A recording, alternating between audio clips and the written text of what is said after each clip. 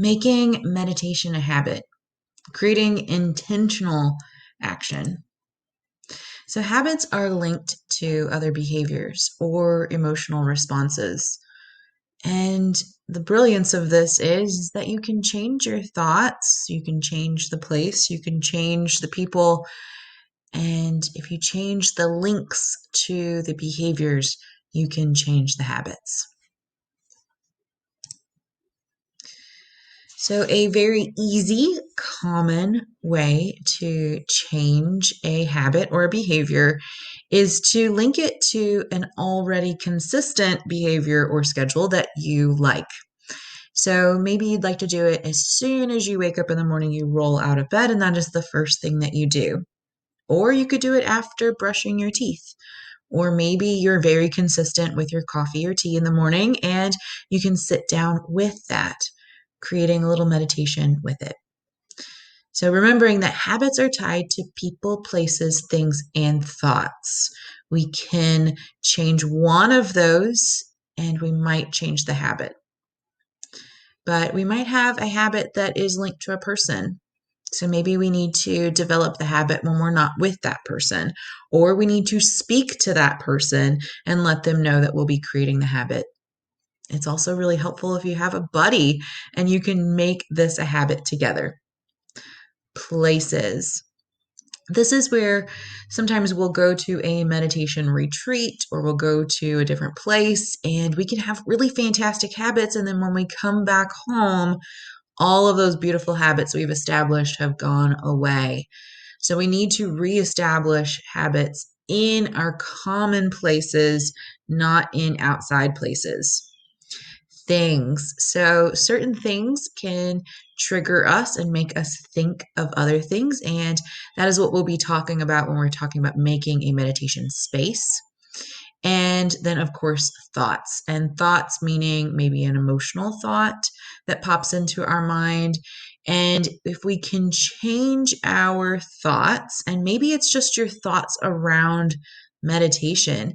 So, thinking that meditation is a chore, instead, we should think of it as this magical experience that we have this divine right to do, that meditation is our treat time.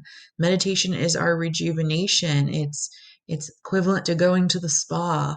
So if we can change our thoughts around meditation or change our thoughts around our ability to have time, that can also change things quite a bit. So creating a meditation space. So things such as a bell dinging can remind you to meditate. Maybe it's sitting down to meditate and you have a blanket, and as soon as that blanket touches your skin, you are instantly in a place of meditation. So when we create a meditation space, this is a great thing to do. If you are regularly meditating at home, this is great to do. However, you can meditate anywhere. So don't think that you can only meditate when you're in that space. But what this does is it creates a placeholder, a placemat, and allows you to really see this place in your home as this little sacred place. And when you sit down, your body creates this habitual feeling so that you can actually drop into meditation faster as well.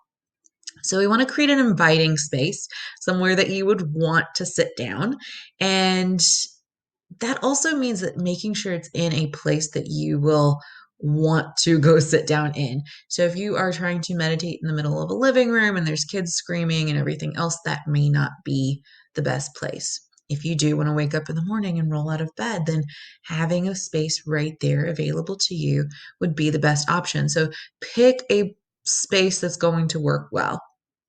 And you can always change it. But we want to create a habitual space for that. Now, when you're making a meditation space, you can make a little altar, or maybe it's just your cushion in a particular spot. You can bring in elements such as like earth, air, fire, water. So that might be like a candle, maybe a cup of water. And so you can get really creative with that. You can use symbology or even some sacred items. such as maybe some mala beads, which bring in the touch sensation. A great smelling candle or incense or oils can create smell. You can have a bell, you can have particular sounds playing. And then you can also make it sacred with maybe you want to bring in some items that are really special to you, or use some symbology of maybe you have something like a vision board where there's certain items of things that you want to do or you want to accomplish. So you can really make this very customized to you. You could have a picture of a loved one. You can honor people. You can have crystals. There's world of endless possibilities here. And then I find it's very helpful to create a mantra to program your mind what you want your meditation practice to be like. So you could say, I am a person that wakes every morning and meditates. It brings peace into my body and mind, and it allows my day to be filled with compassion and understanding. And you might even add in things like, I can meditate anywhere and at any time to reset my day. My internal world creates my external world. I am the creator of my reality. And you might take in all of this, or you might take in pieces. For a long time, I'm a person that wakes every morning and meditates. And I slowly added on to that. Or maybe you just want to remind yourself, I am the creator of my reality. And that for you reminds you to meditate.